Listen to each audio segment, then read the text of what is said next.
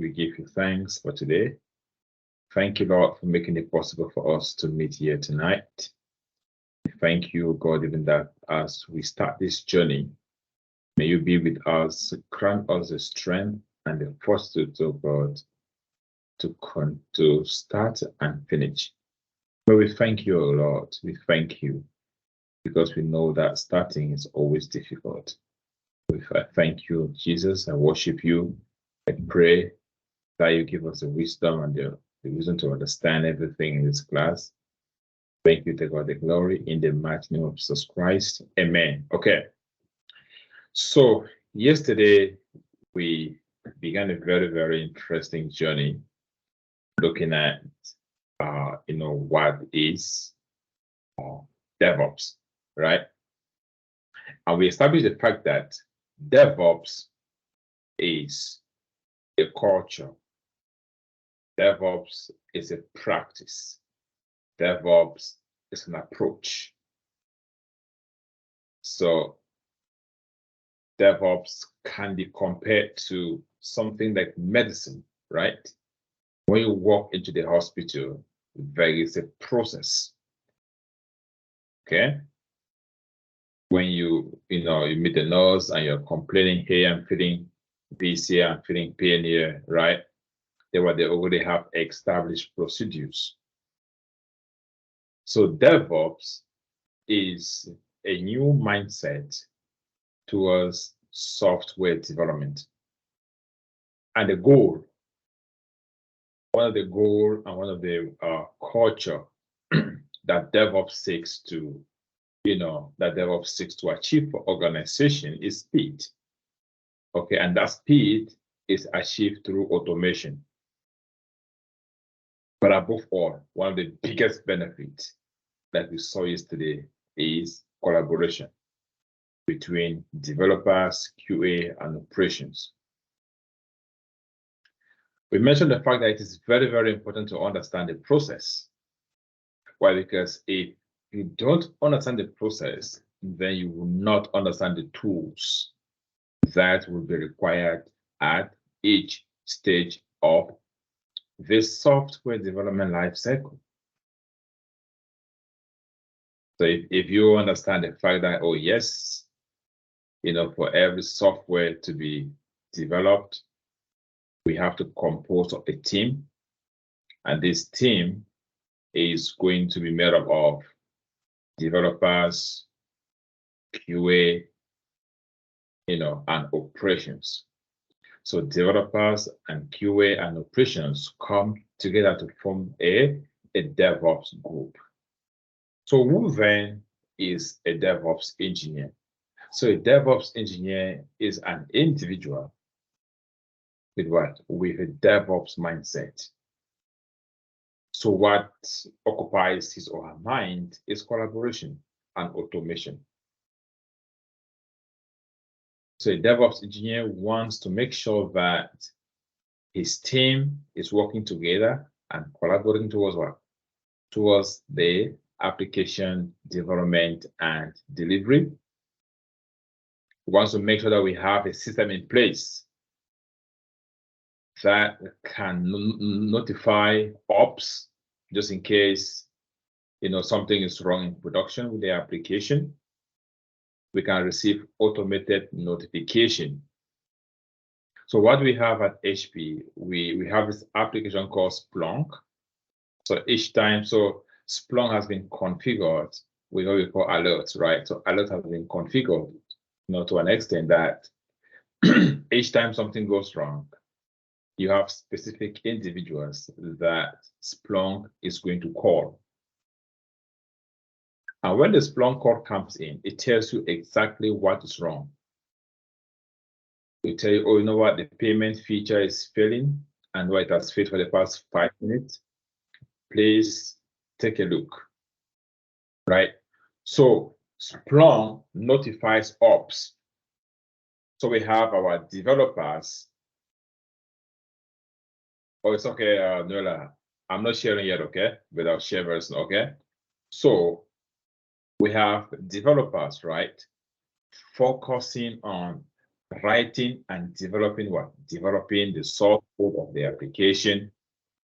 When they develop, that application needs to be built. And that's why if you look at our PowerPoint of yesterday, okay, it gives us insight into what happens in a DevOps team. What is the focus, right? So we went through this yesterday, and what we looked at, a brief history of DevOps. So today, the first thing you want to understand is that DevOps is not a job title. DevOps is simply a culture. DevOps is a practice. Okay? It's a practice and it's a culture. So if you look at this, it says what? DevOps and Agile often go hand in hand. All right.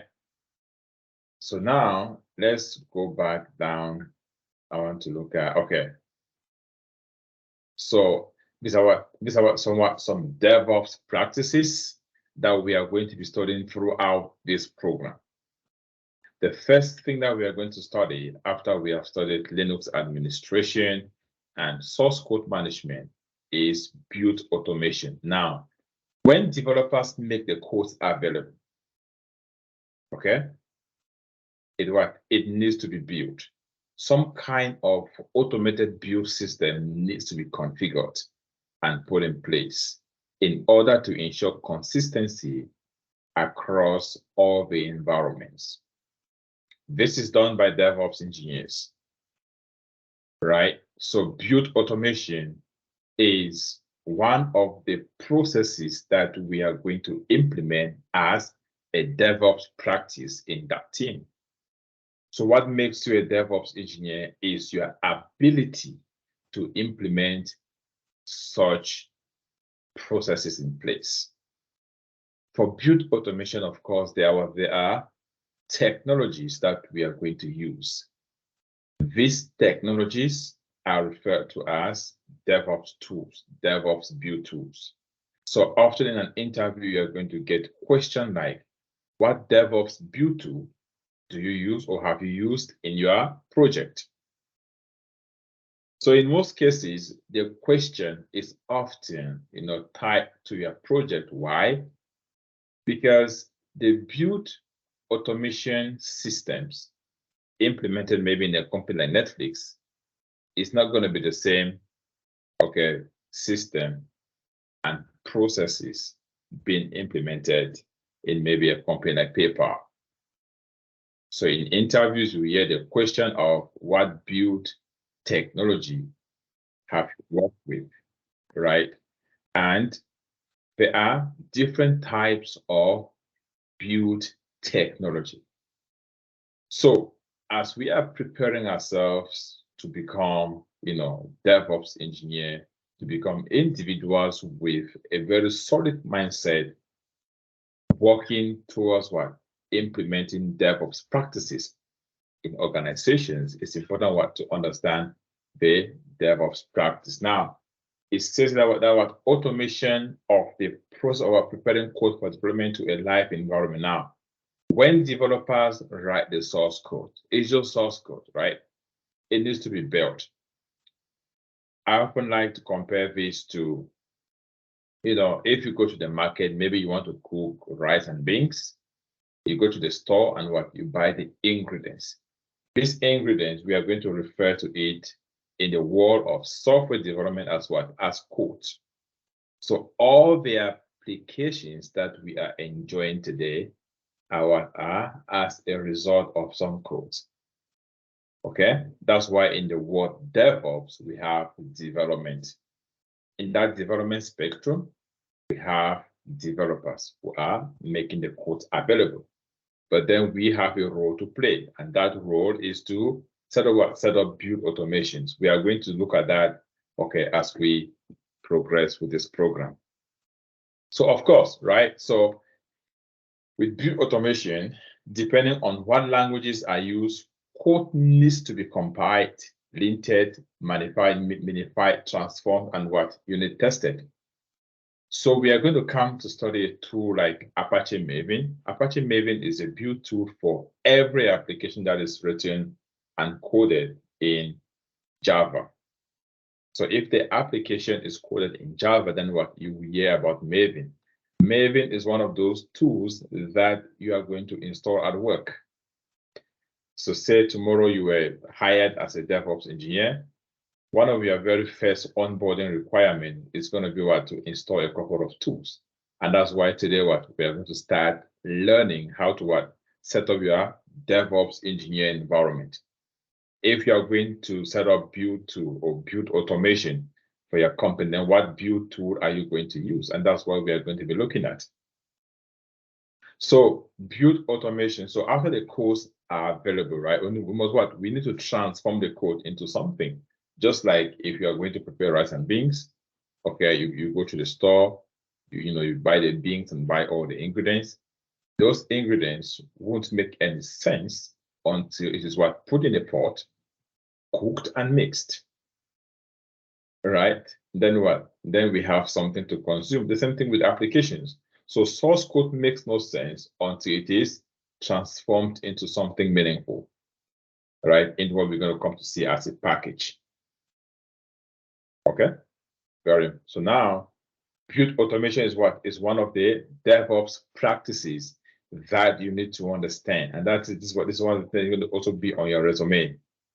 And in interviews, you hear the questions like, "What build technologies have you used in your projects?" So in this program, you are going to be exposed to a lot of source codes, right? We have a lot of them. And your goal is going to be to set up build automation. Okay. Build automation means what? Taking these steps and doing them in a consistent, automated way using what? A script or tool. DevOps has evolved from scripts into tools. That's what you often hear of DevOps tools. Just like if you had a problem with maybe, if you had a plumbing need in your home, and you are bringing in a plumber, a good plumber have tools, right? They have all types of tools in their toolbox. Or a good electrician, they have tools. So same thing, right? As a DevOps engineer, you are also going to have tools in your toolbox. The tools of build automation will often differ depending on what programming languages and frameworks are used, but what?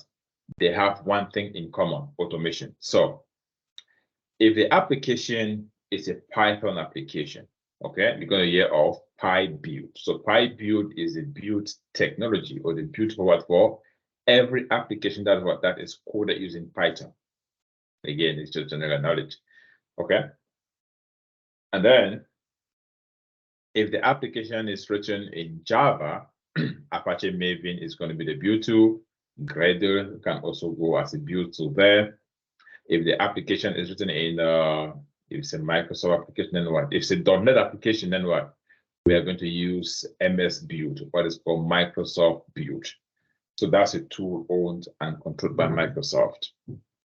However, it is important to understand that because most of these tools are open source, right? Companies can take the tools and modernize it, make it more secure and make it more robust to suit their environment. Okay. So build automation is one of the DevOps best practices that you need to be aware of. Of course, why should we worry about build automation? So for example, if a company is going to hire you and you keep hearing the word automate, automate, automate, so why do we want to automate? How many of you have been to Walmart? I don't know about Best Buy, but Walmart, Target, and some other companies of late, right? You will hear, you don't hear, but what you see automation in place. Now we have self-checkout machines in all of these big box stores, right? You just go in there and you scan your products, insert your card, do your payment, and bam, you're out. Why is that important? So why is build automation so important? Why is it important for companies to understand? Why is it important for you as a DevOps engineer in training, somebody who have the DevOps mindset, to, to implement build automation for organizations. First, anything automation is all about speed, right? So what? First is fast, so what it handles what? Automation handles tasks that would otherwise what need to be done manually. That's the first thing. So for example, if you used to go to Walmart, those of us in the West, okay, what we used to have, I think when I came to this country 2014, if you go to Walmart on a day like Friday, Saturday, and Sunday, what you will see about 15 cashiers, right? 15, but what? Even with the 15 cashiers on those busy days, what happens? You still have a long line of queue, like people waiting to be served. But today, because of the advancement in technology and automation, what happens? Now we have what? We have self-checkout machines. These machines are reliable and accurate to a greater extent. I would say 95% accurate, right, in what they do. Okay, so what then is the benefit of those self-checkout machines? Of course, we check out our customers faster. So when we implement build automation, in our company to help us build our application, we are going to achieve the following. First of all, we are going to build fast. Secondly, our build is going to happen consistently. Why? Because now we have a system. Okay, we have a system in place. Then of course, it's easy to repeat, to run the same process in a consistent way without any variations. It's portable. The build can be done the same way on any machine. Anyone on the team can build on their machine as well as on a shared build server. Building code doesn't depend on specific people or machines. Exactly. Why? Because we already have a system. So as part of this program, we are going to be teaching you, okay, hands-on on how to set up build automation, continuous testing, continuous integration, and all of that. These are the cornerstone of DevOps. Why? Because you are coming in to implement a different mindset. Okay. So of course, again, it is super reliable. Then this is the core of everything. If I was to show you a couple of job descriptions, believe me, if you just Google, as we're in class right now, DevOps job description, you will see these words being, you see this process being repeated over and over and over and over and over and over and over again, because this is the core. When we implement continuous integration, that's again, it's automation. Okay, what that means is that, if we set up our CI process, build, test, and store. What we mean is that for every code that is committed into our GitHub repository, again, that is a new term, right? We are going to take it very slowly. So after our Linux, we are going to get into GitHub, but it's so important for you to start understanding, okay, where we are going to. Because now in the software development team, right, DevOps has its tools. Git and GitHub are one of those tools. GitHub is a platform like Facebook, where you can upload your pictures, and where you can also upload, you can post comments and all of that. In the software development industry, GitHub is a source code hosting platform on the internet. And what it does, one thing, it enables collaboration between, the team members. So for example, if we set up a continuous integration process, and in this case, we're going to use a tool like Azure DevOps or Jenkins. Jenkins is what we call a CI server. So what that means is that when we integrate Jenkins with GitHub, when developers commit, so commit is like, pushing or sending. When they send a code or when they save a code, what happens is that Jenkins is then able to clone that code and run an automated build, automated test, automated a lot of other processes on the application before storing it in an artifactory. An artifactory in the world of DevOps is like a fridge. right? Before you store a food, before you save your food in the fridge, it must what? It must be cooked, it must be tested, it must be packaged, and then what? Put in the fridge, right? At least I have ladies here who can testify on that process. So the same thing with what? With the CI process is what? So CI involves everything from what? From when a code is committed into a GitHub repository, and then what? The CI server is going to pull the code and what? Runs an automated build process and what? Automated packaging process and automated, testing process, checks for code quality of the application, and then what? Package the application, and then store what? Store the final, package of that application into what? Into an artifactory repository. In this case, it's going to be called Nexus. Okay, these are all technologies that you are going to learn as we progress. So, what does continuous integration looks like? Is what is usually done with what? With the help of a CI server. That CI server, in this case, the most popular one is Jenkins. When a developer commits a code change, the CI server sees the change and automatically performs a build, executing automated test. So this is one of the core principles and achievement and practice that as a DevOps engineer you must learn and know how to implement continuous integration for your company. If you listen to the testimony of Mavic, right? His interview was all around this. Everything in this PowerPoint is what his interview was, everything around it, right? So please, first, it is very, very important to ask yourself, what is it that you are going to be offering to your company as a DevOps engineer? Why do they want to hire you, right? First is what? First we saw what? Build automation, then what? Continuous integration. Now, the benefit of continuous integration is that it also comes with what? With continuous feedback. Because if a developer commits a code, and then what? We have this continuous testing and continuous code quality analysis integrated in our CI process or continuous integration process, then what? We can give he or she feedback immediately.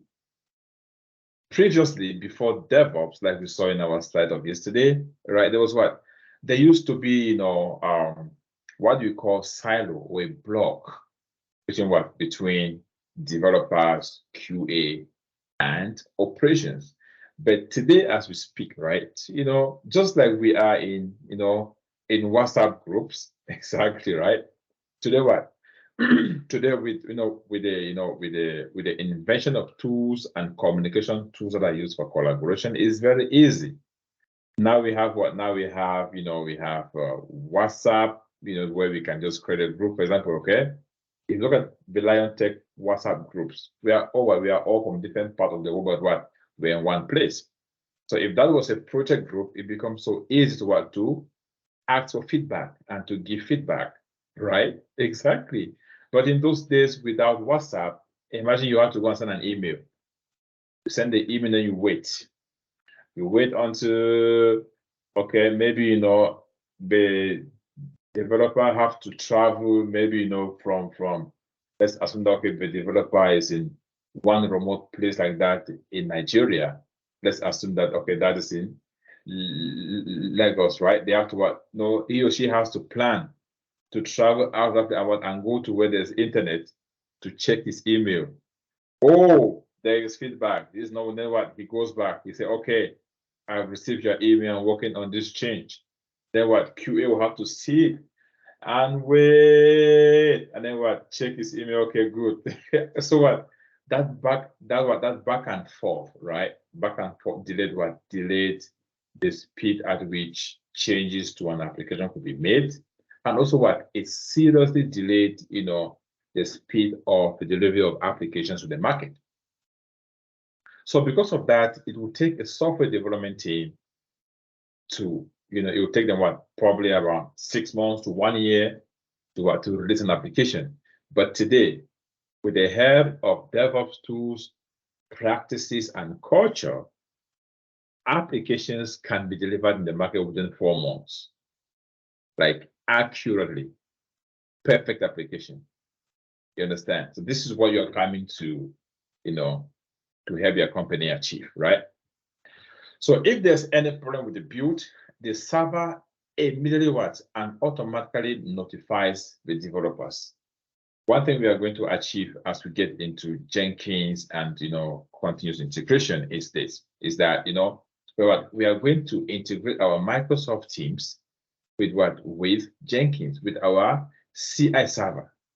So each time a build fails, let's say each time our build system fails or our testing system fails, then what? Jenkins will send us a message, and everybody in that WhatsApp team is going to see, oh yeah, we have a problem. Let's look at this. See that? Again, what? Collaboration as a peak. Perfect collaboration. No big deals. See that? Very, very important. So that's what used to happen. And again, what? This can occur multiple times a day. Why? Because what? The CI server is just what? It's just monitoring for changes in the source code. So source code is something that we are going to study and study it very seriously. So please don't worry about that. Okay. So now what? We have looked at the continuous integration process. We also have to look at the other side of the continuous integration process, which is continuous deployment. So continuous deployment is okay. Now what? Now we have built the application. First, the developers they wrote the source code and they push it to a GitHub repository. With the help of our CI server, the server is able to clone that code, don't worry, okay, or pull the code, pull the changes and package the application. So transform the code. So code is some. Let me show you a very simple example of code. Okay, if I go to the Lion Tech Solutions Git repository, then let me show you an example of code. So if you go to GitHub here, okay, this is GitHub, and if you come back here, so let me show you a perfect example of, okay, let's say, okay, so so now this is an app. So when this application is deployed, right, it's going to give you something like Microsoft Teams or some app like Facebook, where you can upload pictures, you can send messages and all of that. But now, if you look at this, so this is what we call source code. See this? Everything in this file is called a source code. If you go to this, so these are all codes. See that? So now our developers are going to make available these codes. That's what we're talking about. But now they make it available where? On a joint platform on the internet, where every person who's supposed to have access will have access to it. Let me show you again a different one. We have an online library application here. Again, I'll show you there, the source code. See this Lion Tech online library web app. And do you see the language here? So this language is written in Java. So again, if you click here, this is the source code. See that? So when this source code has been compiled, built, and tested and deployed, okay, our users are going to see an online library, where they can create accounts, they can get in there and borrow books and all of that. So this is an application, and it is very different from from your WordPress application. Okay, this is very super different from it, right? I will come to, but this is an example of source code. If you open this file, for example, you're going to see code in there. See that? So so for you, a normal person, like previously, before now, if somebody was to send this to you, it would make no sense, right? But this is the source code for an application. Okay. So now, how can we take this code and implement automated build? Okay, continuous integration and continuous deployment. How can we do that? See that? So what this is what DevOps is all about. Working with developers. So the developers make the source code available, but then what? They need an expert. Someone who can implement, automated build, okay, continuous integration, and continuous deployment. Now, what is deployment or delivery? How many of you have ordered food, maybe from a restaurant, right? When you order food, what happens? The food is delivered to your doorstep, right? So when you hear of the word continuous delivery, what do we mean? Okay. So now we are going to get there, but there's something I want you to understand. There is a difference between continuous delivery and continuous deployment. Continuous delivery happens when we are able to deploy our changes to our application directly to production without any human intervention. So as the developers commit the code, that code goes through it goes through a build system, a testing system, a storage system, and then from the storage it's able to deploy to your customers. So it's like, for example, let's assume, okay, you run a restaurant, right? And you're going to sell, let's say you are selling bread, okay? So before you go and serve the bread to your customer, it's stored somewhere. So let's say you bake the bread, early morning, 4 a.m. But you won't just take the bread to the road at that time, right? You must keep it somewhere. And then later in the morning, you take it to the customer. That's what that is, continuous delivery, okay? So delivering the application to the customer. Why is it continuous? Of course, automation, right? Because we don't want DevOps wants to take away anything manual intervention. If there's any manual intervention in the software development process, it should be very minimal. And it shouldn't have the ability to impede or block, okay, the continuous delivery of applications to the market, right? So therefore, we have continuous deployment and continuous delivery. So continuous delivery is keeping the code in the deployable state. Continuous deployment is actually doing the deployment frequently. So that's something that we are going to come to look at carefully when we get it. So, but again, what is the advantage? Faster time to market. This is the core. Today we have Twitter, Facebook, WhatsApp. If you are vigilant, what features have you noticed on your WhatsApp application within the last 6 months? Like, what have you noticed that maybe they have added? Is there anything that you have seen or noticed on your WhatsApp application that is very unique? What have you noticed on your WhatsApp application? What have you noticed on your WhatsApp application? You can now edit. Exactly. See that's a change. You can now edit messages sent. Previously, that feature was not there. How about the share screen? Do you know that you can actually do, you can share your screen on WhatsApp? You can call somebody and share your screen on WhatsApp. So now what happens? WhatsApp is now using that feature to compete with Zoom or most of these other applications.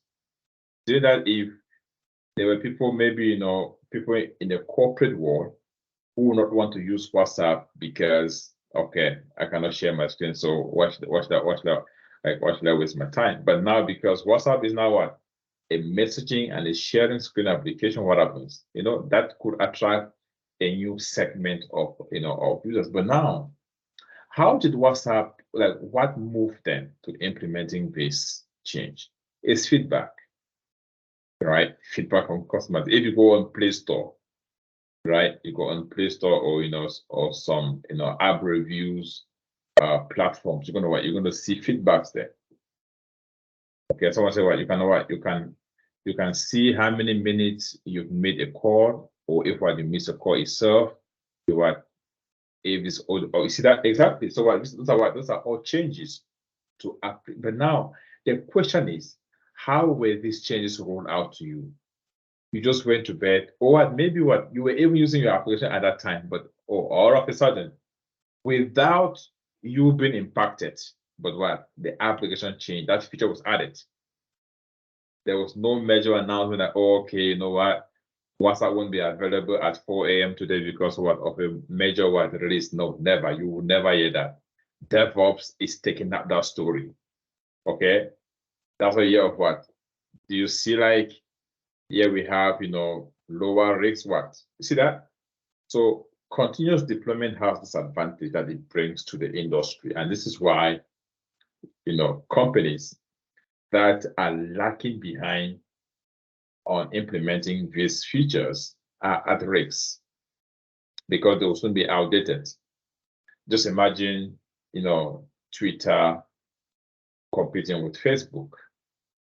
Now, what Facebook has the ability to, to update its applications to millions of users within maybe 5 hours, and Twitter will take 2 months or 3 months to release a change.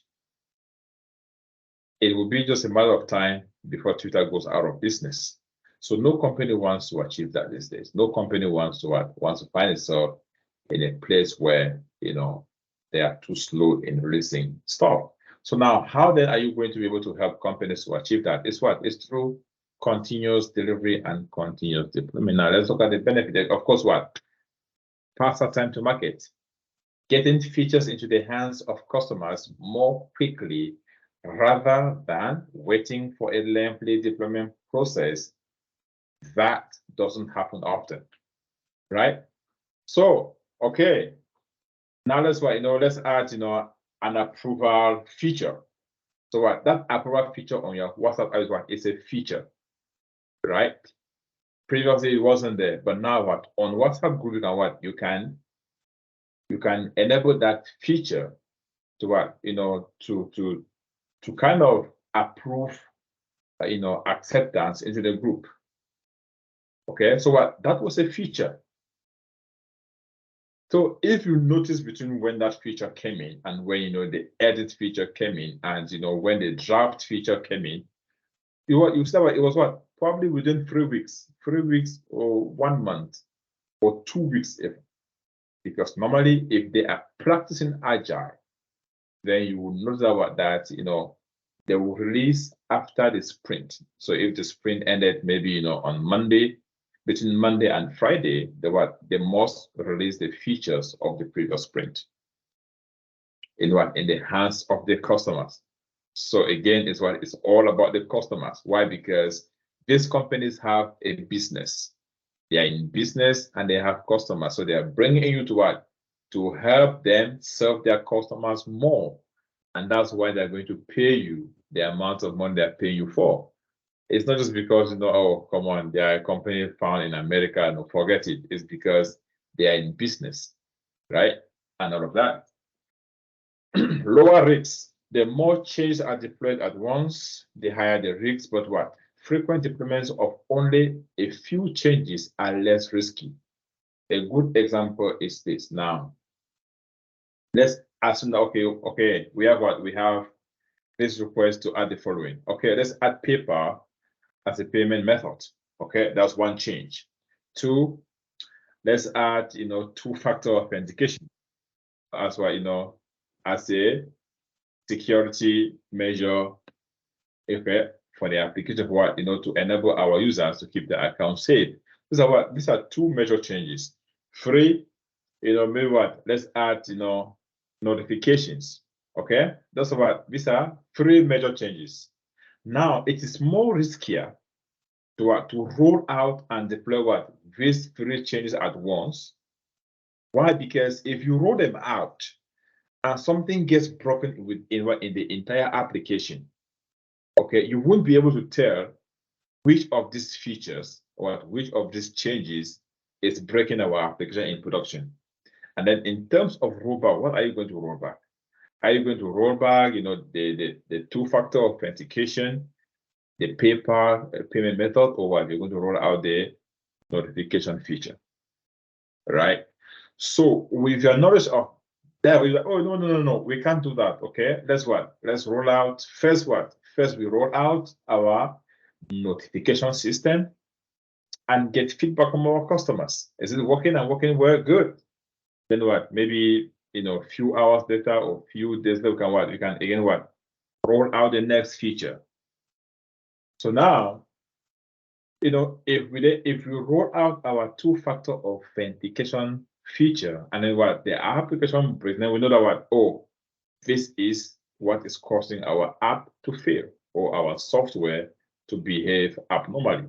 Then what? We can roll back. Okay. But if you roll, if you roll out, 10 features at the same time and the application fails, okay, how are you going to deal with that? Right. So this is what DevOps is assisting companies to achieve. And we are going to not just do this or but we are going to practice this. You're going to find yourself deploying applications, real time, rolling back the application, and all of that. So these are the benefits, right? Lower risks and reliable rollbacks with with tools like Kubernetes orchestration tool. We can easily roll back the application. Of course, we also have the benefit of fearless deployments. Okay, so robust automation plus the ability to roll back quickly means deployments are commonplace, everyday events rather than one big scary event. So I remember what happened with us in our company. I used to work for a company called Pollard Banknote, yeah. So what it did normally, okay, when we are deploying for the first time, it's a very serious process, okay? When you are going to release an application, like an entirely new application for the first time, that's an entirely different process where it's a big event. That's an example of a very big event, where there's meetings after meetings, you are checking there's a checklist that you must dot the I's and cut the T's to make sure that everything is going to go well, right? But the good news is that with continuous deployment, so normally in a real working environment, okay, deployment happens like 2 weeks. After 2 weeks, we deploy a feature or we update a feature, okay? So of course, again, we spoke about configuration management. So it's more of, okay, because normally you're going to work on server. So imagine a company like MTN, for example, right? MTN is supporting about, billions of customers in Africa, okay? So you can just imagine the complexity of the servers they have. So what if you have a need to run what I call security update on a couple of servers? Let's say about 1,000 of MTN servers. How feasible is it to go about, running these things? Like, okay, you log into this machine, you run update, log into machine, run update. Now, if you have to do that for 1,000 computers, one at a time, how long do you think it's going to take to run that update? However, is it possible to automate this entire process? The answer is a mighty yes. So config management comes and it is a super, important process for all companies. Just like, okay, if you look at my computer, you will see, right? Let me show you something here. If you look at the button, no, not here, okay, but have you noticed that once in a while you get this yellow pop-up on your computer, on your laptop, asking you to update your system? Actually to update the system. Now, this is Microsoft doing pushing updates on all their laptops, on all their products. Okay? Like remotely, they are not on my machine, but they are prompting me to restart my machine.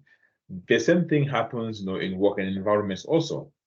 Now, with the reality of work from home, right? Let's say you work for a company like HP, okay? where they have thousands of employees around the world. So what? You have an HP computer sent to you from the head office. Trust me, the IT guys there, they can what? They can shut down that computer from America, from wherever, anywhere they are in the world, and what? And lock you out of it. They can what? You can be working on the meeting. Say, oh, you know what? Please save all your work. Okay, system updates in 12 minutes. That's what I'm saying. And what is happening on all the computers that HP owns, okay, that's what their employees are working on at that time. So that process is referred to as what? As configuration management. Okay. Look at what? We can remotely push updates, okay, on systems without having to log on it. So when we get there, we are going to study a tool called Ansible. Okay, this tool focuses on config management and all of that. Okay, so now if you look at the tools, right? The tools that we're going to be looking at when we're talking about build automation. So again, if the application is Java, then what we have Ant, we have Maven, we have Gradle. If it is JavaScript, we have what? We have NPM, we have Grunt, we have Garb. If there's Packer, we are looking at build machine images and continue we can use Packer. Okay. See that? So this is our main guy, Jenkins, right? Okay. So Jenkins, Jenkins is the tool we're going to use as our CI server. We have Travis CI. We have Bamboo. Okay. These are all continuous integration servers. Now, Jenkins, Jenkins an open source, widely used Java-based CI server. And if you look at config management, we have our Ansible. So again, we look at what tools for virtualization and containerization, Docker. I'll come talk about it when we start looking at our syllabus. Again, what tools for monitoring? We have infrastructure, monitoring systems. And again, we have application performance monitoring. So if you add all of that, we have a tool called New Relic. So you're going to learn how to implement monitoring for any company, but by first of all doing it at BioNTech Solutions, right? Then, of course, we have this mighty guy called Kubernetes. So this is where the rollbacks and the roll out, the deployments and everything happens, right? On the application. Okay. So this is a summary of what you're going to be studying as a future DevOps engineer. It's a lot, but now let me walk you through something. Let's look at your program schedule. How is your program schedule going to look like? What do we have in place that is going to help you to achieve this goal? This is why you must pay attention to your teams. Okay. So if you look at here, do you see everything that we just spoke of, right? See, so we have what? So we always start our sessions with a welcoming session and onboarding. This is just full of orientation. If you come into this orientation folder, you are going to see, okay, everything around orientation. You can see the program schedule itself, end-to-end presentations for last month. You can see a course outlined. You can see testimonies. Okay, these are testimonies of our engineers. You can see Joyce's testimony here. You can see Prince Oti. Last month we had a couple of testimonies again. You can just go through them and look at it. So, in order for us to succeed in this program, we have right down to 13. These are all practices and concepts that you must study and know them inside out to your fingertips. Okay. So the first one we are going to start with is Linux, because now let me tell you the truth. Okay. The truth is you are going to spend your time working mostly on the command line interface. Okay. And these applications need to be deployed on some systems. So then it becomes so crucial also for us to understand how to interact on these systems. It's like, for example, right? Even if you are not a mechanic, if you are a driver, okay, you're what? You are driving a car. It's important for you to have some basic understanding. Okay, if you see a flashing yellow light, engine light, okay, please stop the car. Okay, if you see the temperature gauge has gone too high, stop the car, right? If you see, okay, low water fluid, stop the car. So even though you are not a mechanic, so in this case, okay, even though you are not a Linux system administrator, but what you are going to be operating in those environments, then what it becomes important for you to understand how to, what to do, okay?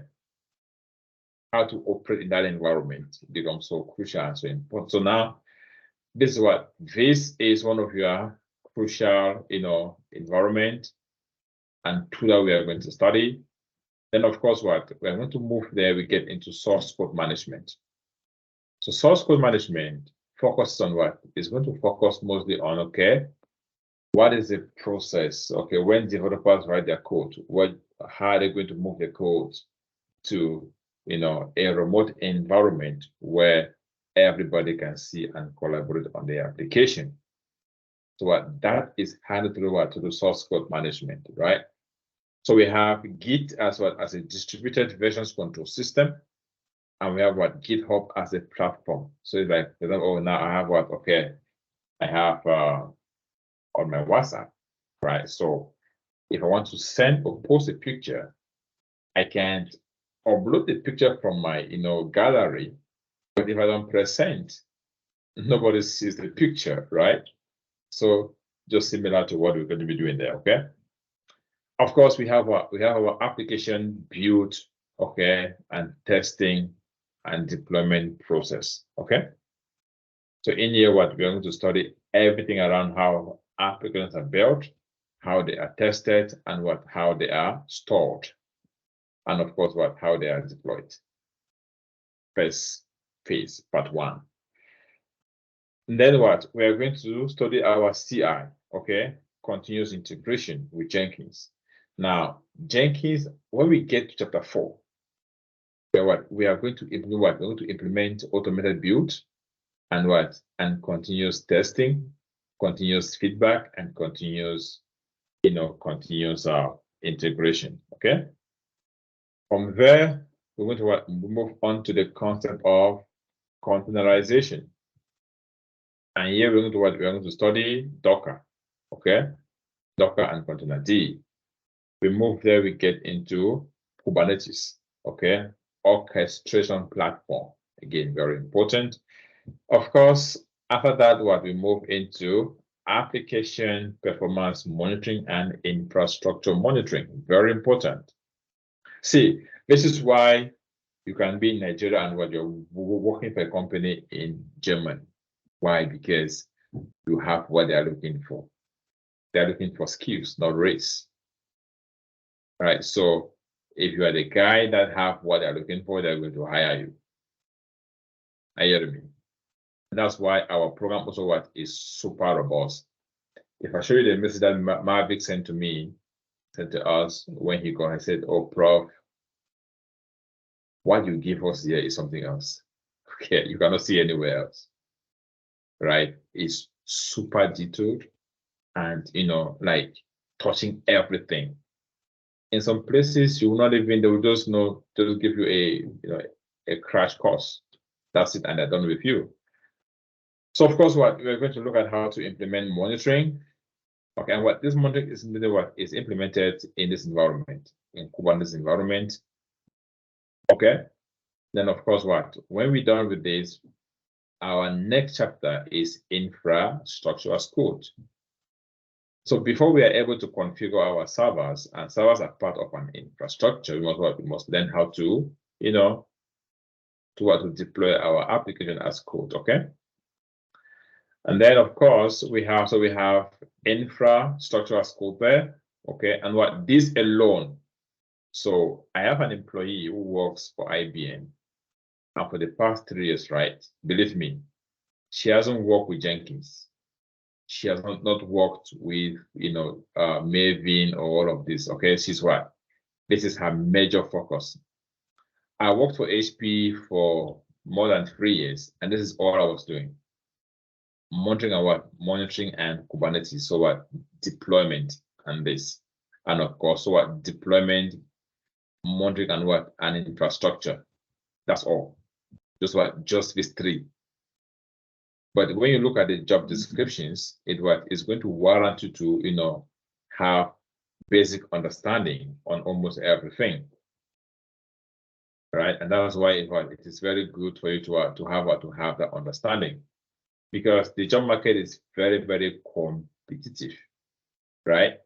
So when the recruiter hits you, say, hey, can we talk? The moment you run through your projects, say, oh, no, you know what? I'm recommending you to the hiring manager. Okay, and that is just how you go through. So for most of our students, right, their biggest challenge is what? Is to speak to the forces that matters. You know what I'm saying? Once they get that audience, they need the interview. Trust me. The biggest challenge for our students at Lion Tech is what? Is hitting the interview.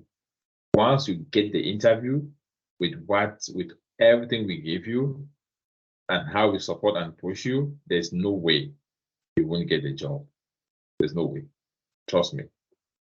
Okay, so once we're done with you, we move into clouds. Cloud is where we're going to study AWS very detailedly, because majority of companies are on AWS cloud. So it's important for you to understand and be able to discuss how you have used cloud. Now, the funnest thing is that from here, okay, chapter 3, 4, 5, 6, 7, 8, 9, 10. We are what? We are all in the cloud, not 9, okay? We are all going to be using the cloud. So even before we get to chapter 10, you must have exhausted yourself in the cloud for too much. You understand? Too much. Then what? Again, you get to the cloud. This is what? Just to cement your knowledge. After that, we're going to study Bash shell scripting. Again, it's all about automation. Okay, Bash for DevOps engineer and IT professionals, and what? And Python for IT professionals also. Chapter 12, technical documentation is what? Is also a crucial aspect of your job. Okay, learning how to document changes and troubleshooting results is so important, especially when you find yourself working for a consulting company. This is one of their biggest, strength, documentation. Scrum ceremonies is one of our very last section that we are going to look at. Okay, Scrum is a very wonderful thing. I'm sure that maybe most of you here who are already working are practicing some form of Scrum. A very common ceremony is daily stand-up meetings, right? When you just meet up with your colleagues in the morning. Okay. Oh, it even happens with so if you ever work as a security guard, the practice is through what they call handover notes. Okay, like oh, okay, my shift was like this, I did this, I had a challenge with this and all of that, right? So what? Okay, please focus on this and that and that and that and that. Okay. So of course, when we hit here, we are done with the program. We have our Thanksgiving. So this often a class and Ankara planning. Then of course we move into our job readiness program. Once we hit about 15, this is the roadmap and you can start applying for jobs at this level. So this is everything we are going to study. So the ask here is that you should focus on focus on trying to understand your environment. How do you get to this point where you can just click and join your meeting? How do you get to see your notes, right? You see here, you can see your notes and everything. How do we get to this level? So this is very, very important for you to understand how this works. So again, you can see the chart here. This is your class chart. Okay, 22, no 23. And you can see what exactly we are doing here, right? So you can see, okay, I think, okay, so Jackson was added today, and what? So if you can see what we did yesterday. So for now, I am posting it here just to make it easy. You know, not everybody is going to understand things so fast. But again, what just making it very easy. Again, what this PowerPoint, that's PowerPoint there. So take out time, read the PowerPoint, print it, it's very okay, and file it. Okay, if you're going to work and you're taking a bus by any means, just you have it on your phone. And that's why I advise that all of you you install the Microsoft Teams application on your phones. All right. So, any questions? That's it for our DevOps presentation. Anyone has a question? Anything you'd like to ask?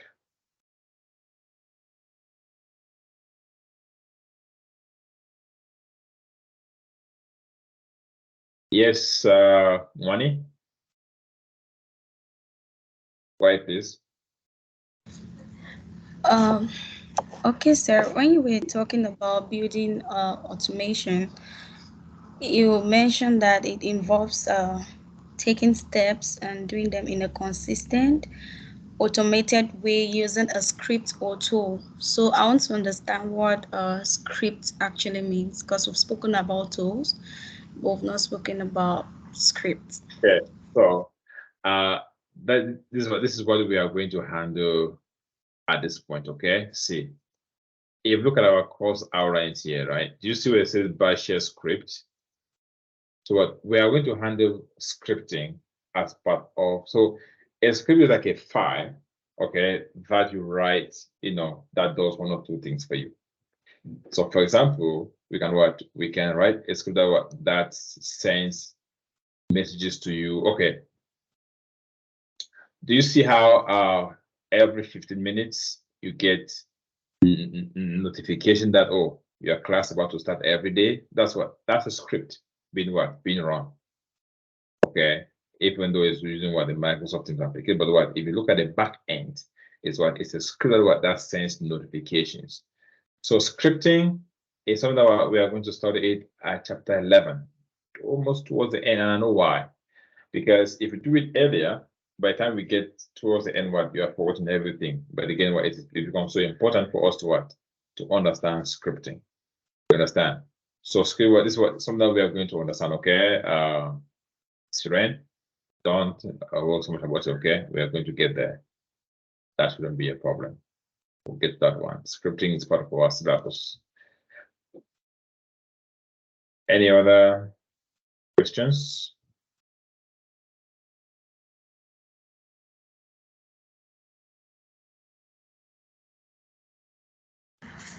Um, okay. One last question. You made mention that if anyone commits code that breaks the build, they are responsible for fixing the problem. Does it mean there's a specific way in which the website has already been built and then you just work on modifying the systems or what? And how can you break? Okay. So what do you mean by breaking? Okay, the application. So let's say, for example, right before you made a change. Okay. Let me just say, before you implemented a change, right? Users were able to log into the application smoothly. There were no big deals, right? They will log in, they can see everything, they can see, maybe their order history and their payment history and everything. So now we had let's say we had a requirement, okay, to update maybe a feature of that application. Let's say it was something as easy as, okay, let's add an additional payment method, right? So maybe we had this this e-commerce application, and okay, people could only pay with either their debit card or credit card. But now we have a contract with paper, and paper can actually process payment for us. That way we add one additional payment method for the application. So now the developers go in, right? They go back and what? They update the payment method in their source code and they commit it. And then bam, now payments can't even go through. So when we say break, okay, it's something as, okay, previously, people what? Our customers could pay with their debit card and credit card. But because we have brought in PayPal now, okay, what happened? The credit card and debit card payment is no longer going through. Then what? That is the meaning of, you know what? Something what? That change has what? Has broken the application, or what? Has broken what? Has broken the payment portal, the application. Okay, and of course, developers will be responsible in fixing it. But because DevOps is so smart, we have what? We have the option to roll back. Right? So now we can what? We can roll back to what? To the last working version of the application. And that is where, you know, distributed versions control system comes into place. Does it make sense now? Does that answer your question?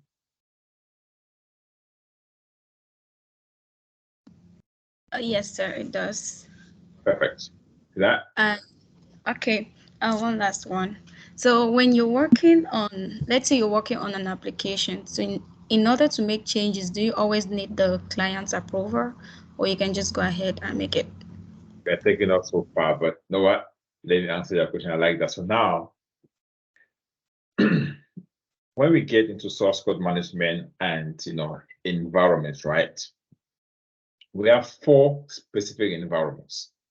Okay, for every application, we have what they call the development environment, right? We have the testing environment, we have the staging environment, and we also have the production. So production is when the application is what is actually live. So it's like, we're able to use our WhatsApp application. Why? Because it is available. That is production. So now, if you are ever going to make a change in production, then what? You must consult the client. Why? Because if something breaks, okay, the client has to be responsible. The client has to be informed and updated. And then, there's what they call change management. Okay, I mean, you are taking us into a lot of things, in advance, but what? Every software development team has a change management process. So if we are going to test our payment methods, the PayPal, right? We must first of all, okay, implement that change in our development environment and see, okay, oh, it works perfectly. Okay, or it breaks something. Then what? We must again fix it until we have, we have a perfect application running with PayPal and all the other payment methods without any issue. So when it works in the development environment, then what? We can move it to the QAs. The QA environment is what we call the testing environment. So now, whatever is tested, so before the application is moved to staging. So staging is like, it's like a fridge. In the sort of thing, just waiting to be delivered for a freezer, right? So first, we have the changes tested and observed in development by developers. Then the code is then promoted to the test environment. In the test environment, our QAs are going to come into to run, test cases, to run different form of tests, like performance tests, load tests, penetration tests, code quality analysis, regression tests, integration and all of that. If the testers are satisfied with what they see, so for example, okay, the test PayPal working together with the other payments and nothing happens, like nothing breaks. Okay, you know what? This is good. We can promote it to staging. So whenever it goes to staging, it's because we don't want to deploy it automatically without getting approval. So in staging, you know what? Once the QA guys move that application to staging, we just need to submit, for approval from management. And in this case, again, you must consult the client. Okay. So the staging environment is again so in most cases, the client may come in to run their own test, their own compliance test. So even though the company has run its own test and is confident, no, if we deploy this application, it's going to work 100%. In staging, the client can also send her own, maybe some external testing agencies to come in also and test their application. So the staging environment, in some cases, we refer to them as users acceptance test, or UAT. So UAT and staging is all the same thing, right? From UAT or from staging, the application is then deployed into production on scheduled days. So even if it's just to correct maybe a spelling error, you must first test the impact of that correction in development, test, UAT before production.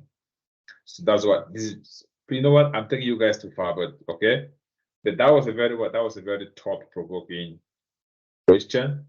But again, that's what we are going to implement as we move and progress with our program. Okay. Anyone that has a question?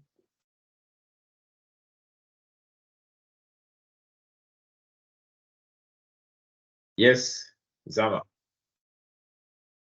Okay, sorry. Just because of the last question she asked and your answer, it made me to just ask something. I know maybe we are going too many steps ahead, but of course, because I have it now, I just want to say it out.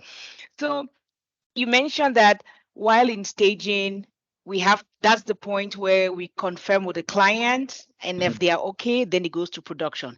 I'm just a little curious, does it work for all time? Let's say WhatsApp, for example. Who is the client? I think I'm the client for WhatsApp, but when they make all these changes, who do they contact? Who is the client they contacted? Or does it depend on the type of product? Of course. I think you just answer your question now. Okay. WhatsApp is owned by WhatsApp itself, right? So okay. Let me quote a very good example of consultation. Okay. So how often do you buy these lottery tickets from Walmart? Be it Quebec lottery, and all of that, right? So now these lottery tickets are managed by the state, but they are not, they are not developed and managed technically by the state, but the state owns it. Okay, so a good example is Lotto. Okay, Lotto tickets. Those of you who are here, right? Okay, or the PMUC and all of that. So now, what happens is, the Quebec or the Toronto government can say, oh, you know what, Lion Tech Solutions, please develop us, a lottery application. So the city becomes our client, right? So even though we are the ones developing and running the application technically, right? But the app is owned by the city of Toronto, for example. Okay. You know what I'm saying? Now, for simple apps like Facebook, and Facebook owns it, right? Do you know how many users Facebook has as a date? They have more than 2 billion customers. Right? So do you know what it would mean to go consulting all of the 2 billion customers? Is not. So what happens is that they have a review process. Probably, they have QAs that are reading the comments on Play Store and other application platforms where they review applications. So if they have 1 million people asking for their ability to share screen, they'll go ahead and add a feature. It means that if 1 million of our customers are very particular about, oh, can we control what people post in our groups? Oh, this app is becoming so annoying. People just post on any type of thing. Then what? They sit back and they observe. We have 5 million customers complaining about what their inability to control what people post. Oh, you know what? They hit back today. Is it possible for us to add a feature that controls what we post in the WhatsApp groups?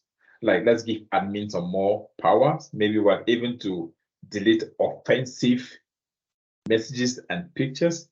Have you guys noticed that particular feature? Do you know that if you are an admin in a WhatsApp group now, you can what? You can delete a message that another person posts. You see that? So those are all results from what? Feedback from the application or from the application users. See that? So what? This app what would continue to evolve as what as users' expectations change. Okay, that's it. If you compare your WhatsApp 10 years ago with what you have now, you would testify that you know what it is different. It is, it's even becoming best because now you have what we have WhatsApp on the desktop, we have on the web. Okay, it's just so wonderful. Do you know that now you can link your WhatsApp to more than like one WhatsApp account to more than 4 different other devices? See that? So what? Those are the benefits of Devops that you see here. Now understand. Thanks, Serene, as well for the question. And what? See that? So this is the beauty of the program you are getting into. So please get excited, get your minds opened, and what you see a lot happening. Okay, as we progress. So please let's take. Is there any other question to be answered?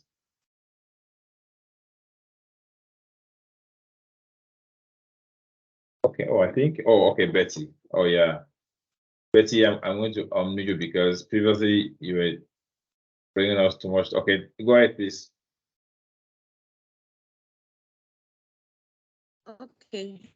Thank you very much for all the teachings. It's really enjoyable and interesting.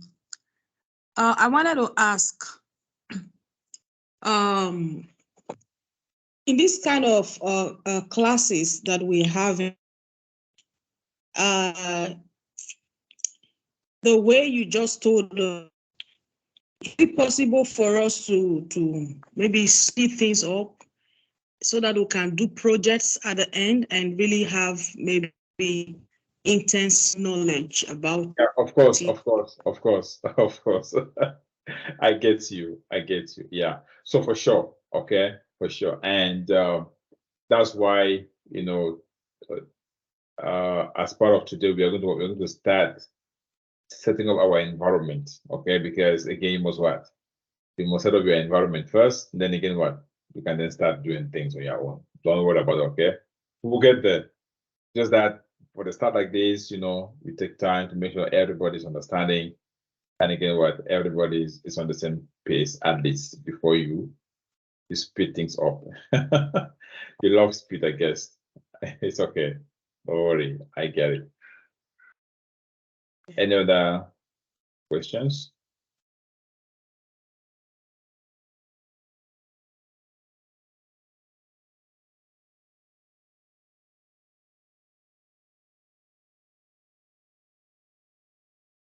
So let's take a break, and when we come back, we're going to start looking at how then can we set up our learning environments. Because if you're going to start doing your hands on what you need to set up your learning environment, okay? We're going to work on that when we come back. All right. So thank you all. I'll see you guys in 10 minutes. Let's take a 10-minute break. Go and stretch out so I can save this first recording.